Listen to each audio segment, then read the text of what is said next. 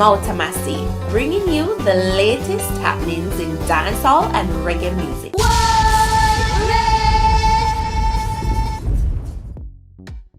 Welcome, it's Mautamasi, and here are the stories making the cut for today. Queen Ifrica's life in danger. Spragga Benz hits back at Andrew Holness about digital currency. Phones found in cartel cell. Stay tuned for the stories in detail. And remember to follow me on Instagram at Mauta_Masi.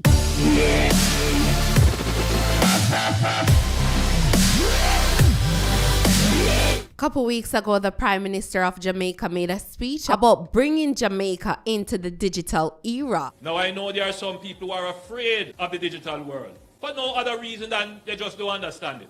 And there are just some people who love to see the money in their hand. Money showing up on their screen is not the same as money in their pocket. And so they just don't trust that. They want to see the live, raw cash. And I hear somebody say amen.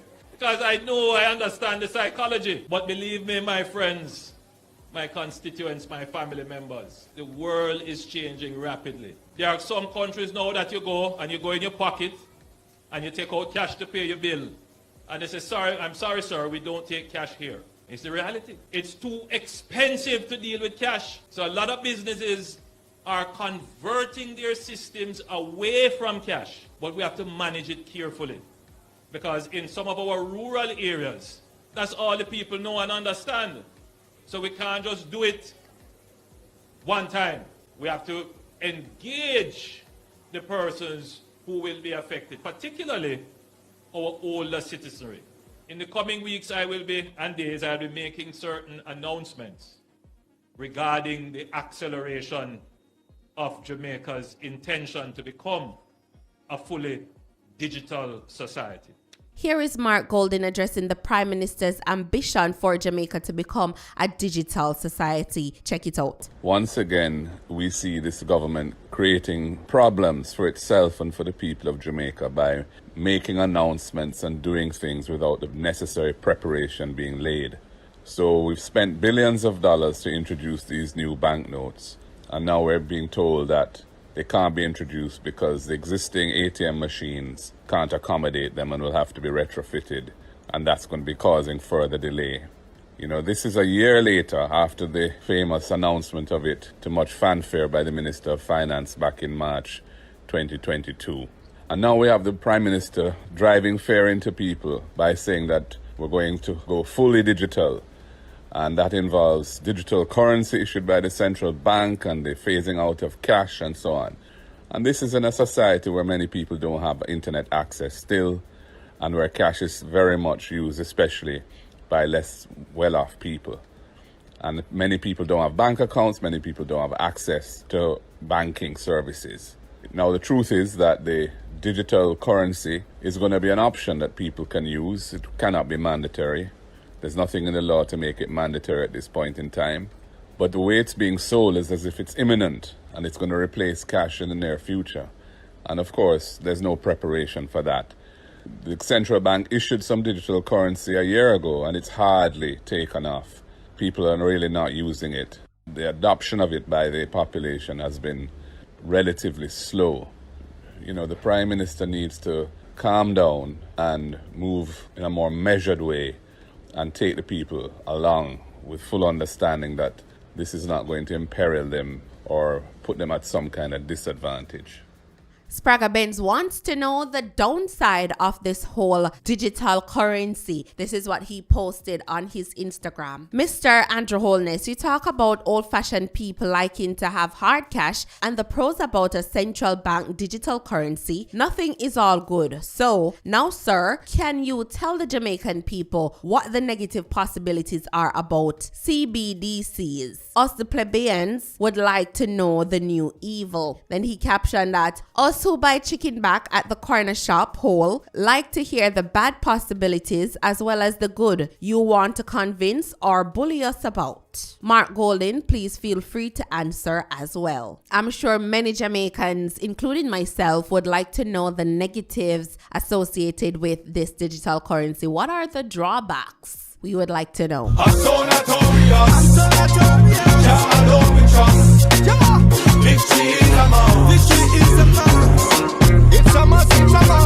That's how we circle small, and we shot them tall. When we shop them all, we no ask the price. Roll out in a Benz, or a fat Rolls Royce, with a big body gal, neck full up of ice.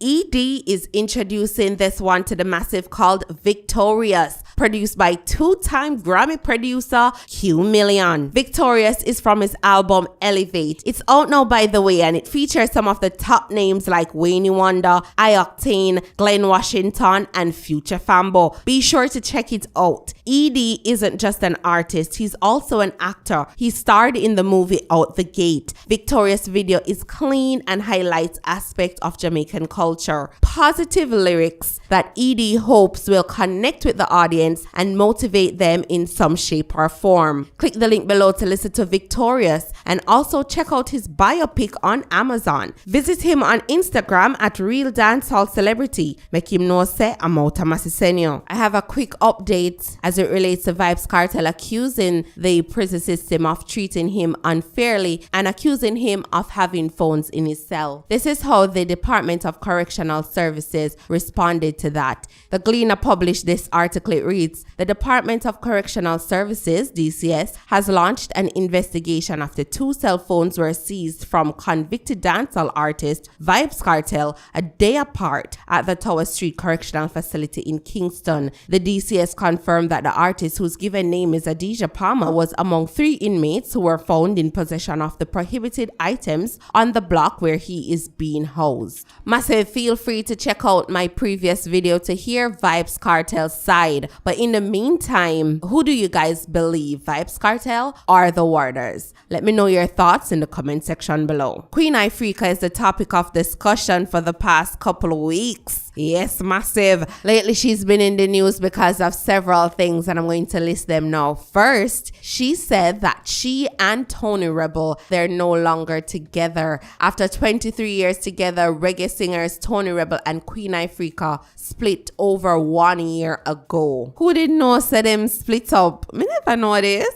In another news, she spoke about getting by a female. I'm going to read the article from Dancehall Mag. The words lesbian and Queen Ifrica has been locking lips since last week when Minister Marion Hall claimed that she saw the singer buddying up with a lesbian DJ a couple years ago. Ifrica, who had struck back at Hall for insinuating that she's a member of the LGBTQ community, is now sharing what she considers to be her sole quote-unquote lesbian experience. The Predators Paradise singer said she was living in Killancolly, St. Mary when she was raped by a girl at 8 years old. Name excluded, she said, and I quote, name excluded, come to my house and tell me say she want me follow her go round at the land. We used to go round there, Guardland, Ifrica said. She said she want me follow her go round a Guardland, go to her father where did round there with my grandfather a farm. And you don't know, we go to the same school and we go to the same church, so I go with her. She continued, she a way bigger girl for me. And on the way around there, the girl pushed me down on the ground, tear off my underwear off of me, rub up herself upon me because as a little girl, I couldn't even understand what that was. But me know it never feel right because me a ball and I say, where you fight me for? That was my first and only lesbian experience when, name excluded,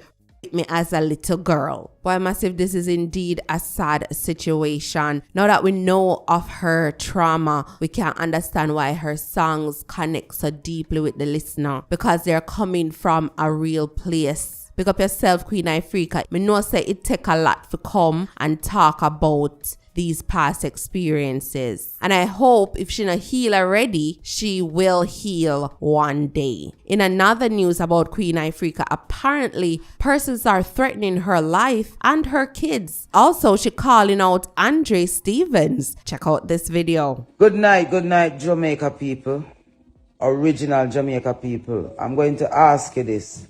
Keep an eye on Andre Stevens. That brother that we have the YouTube channel there. Keep a very close eye upon him for me, please.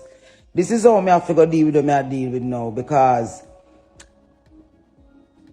the amount of threat that I am getting to my children's life, to my life, to everything when me ever stand for, me I get threat about it. And this brother I will name Andre Stevens, feel like him is going to be one of the little careful agent them where society make and plan. Just watch the people them where him interview, watch how him interact with them, watch who them in my interview and where him do after him done. And the maroon them, the bad maroon them in my work for. Telling them. It seems as though because she's so vocal on social media and I call up several names, that's the reason why all of this happen. So Massive, do you guys think that she should slow down on this or cut it out completely for her own safety, or she will continue burn the fire? Let me know your thoughts in the comment section below. So that's it for today, Massive Montana. Big up on a nice clean self. Enough love, enough respect. Blessings upon blessings upon blessings. Positive vibrations going out to the Massive. I'm out of Massey. Magan. Mount Massey.